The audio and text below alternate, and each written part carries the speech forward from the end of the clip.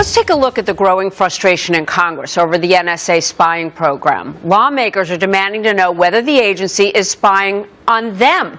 That's right. As Senator Rand Paul says, he is gathering signatures for what he hopes will be a massive class action suit against the NSA and the Obama administration. Paul telling ABC's This Week earlier today that the government should not be allowed to access everyone's personal records with the single swipe of a pen. All of their customers' records would be looked at. That, to my mind, smacks of a generalized warrant. That's what we fought the Revolutionary War over.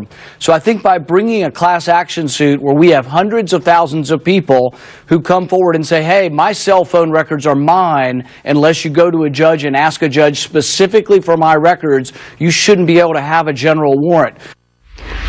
Congressman Peter King is a Republican ranking member of the Homeland Security Committee, and I got to tell you, I know he has some strong opinions about all of this. It's a little confusing, but I want to start with this, Congressman. First of all, thanks for coming in. Thank you, Jamie. You have, it seems to me, competing interests. On the one hand, on the Homeland Security Committee, former chairman, you need to keep America safe. Right. On the other hand, you represent constituents who want their privacy protected. Is the NSA, and let's put your lawyer hat on, mine as well, going beyond what is reasonable and necessary in terms of looking at phone records to keep terrorists at bay?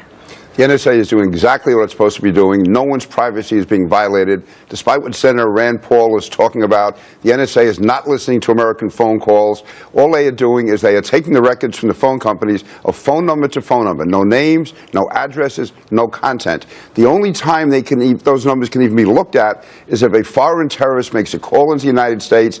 Then the NSA can find out what number they called. Then they have to go to court so that the FBI, the Justice Department, can get a warrant to listen to those calls. The NSA is not listening to anyone's calls at all, and no record at all can be looked at unless it has a direct connection with a foreign terrorist. So Rand Paul does not know what he's talking about, and Rand Paul is really spreading fear among the American people. And he also, today I understand in the show, was also comparing General Clapper to Snowden.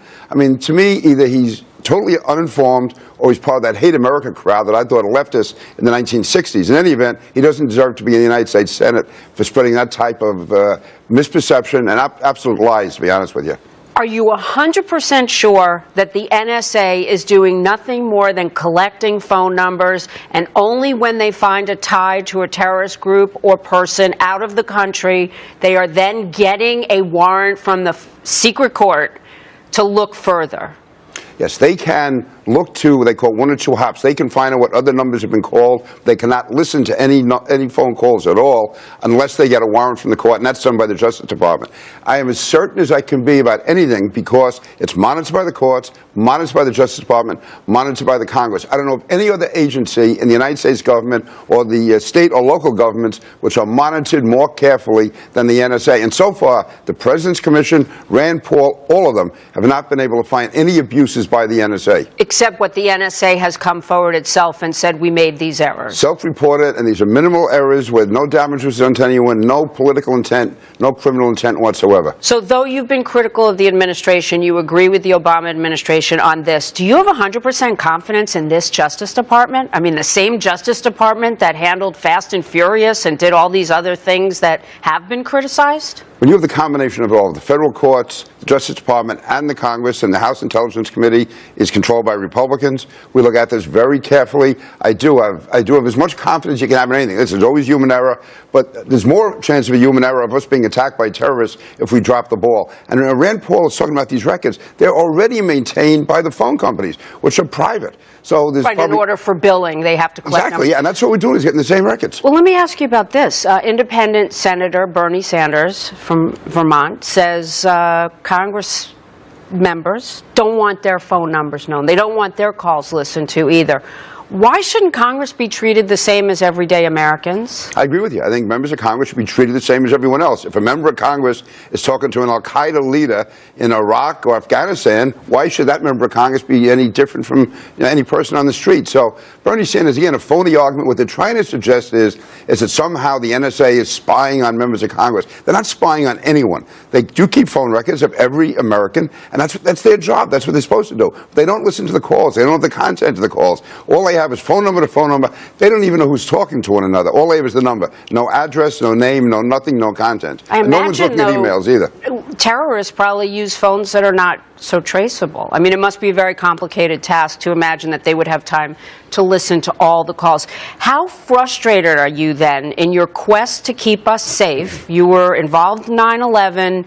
You had a lot of constituents that died that day.